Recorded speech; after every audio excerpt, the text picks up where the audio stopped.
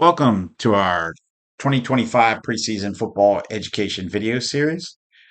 We have a play today we're going to take a look at that involves a pass play, and we're going to look at the mechanics and also how the play was officiated, obviously. And we're going to talk about some of the things that were done very well, and then we're going to talk about some things where there could have been improvements to improve the look of the play. So let's take a look at the play first, and then after we look at the play, we will come back and break down the play with some slow motion and some stops. All right, here's our play. It's going to involve a pass play on the line judge side of the field. We're going to see the quarterback receive the snap, get under pressure, rolls out to the line judge side of the field, throws the ball along the sideline, and we have the line judge ruling a catch by the player. All right, let's take a look at the play. Okay, we come back to this play to break some things down. First of all, keep in mind the ball was snapped at the 42-yard line, as we indicate here.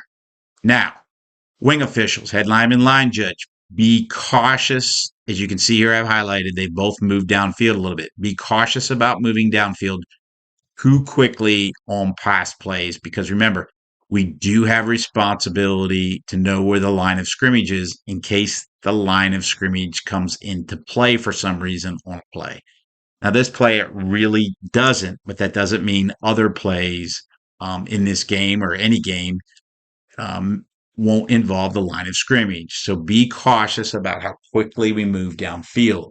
I know the mechanics manual indicates that if your receivers are 10 to 12 yards downfield, then you can release downfield. But we do need to know where the line of scrimmage is. And like I referenced before, keep in mind that we started at the 42 on this play. That's important towards the end of the play. Now, as we can see here, as the quarterback rolls out to the line judge's side of the field, we again see that both officials have moved up beyond the 40-yard line on this play. Even though I know the quarterback is running, again, we do need to stay home as long as we can because as this quarterback rolls out that way, we could have a potential for maybe lineman downfield. Does the ball cross the line of scrimmage? Did the quarterback cross the line of scrimmage? Those are a lot of things that could potentially happen.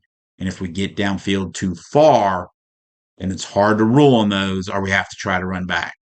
Now, I like this right here. The line judge gets his head turned quickly, can see the play, rules this a catch. There's nothing in this video that would indicate otherwise that I can see. So a great job here by the line judge being on top of this play, getting turned, being on the sideline, seeing the play, and then you'll see him rule on the play and then come up and get his spot.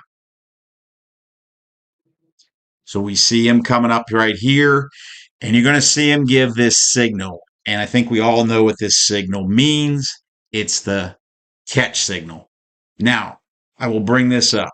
This is actually not an NFHS signal that you're going to find in the mechanics manual. So all I say is this. If you're going to use this signal, this is something you should talk about in your association, your group, or whatever. Sometimes using signals that aren't in the mechanics manual can lead to some other issues. Sometimes it's not a problem. That's why I'm just saying discuss it before you start using this signal to make sure it's a signal that you want to use in your association or your group or so forth. Like I said, it's not an NFHS signal, but it doesn't mean you can't use it.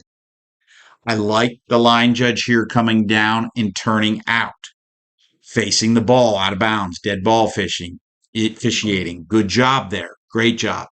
Head linesman across the field. I got him circled. He has not moved up to the same yard line. He needs to get a soft spot. He's back at the 37, around 37, 38. Need to come up and basically mirror the line judge, get a soft spot. The other thing here, line judge, we had a play involving the sideline. There was no time where you gave a signal of the status of the clock.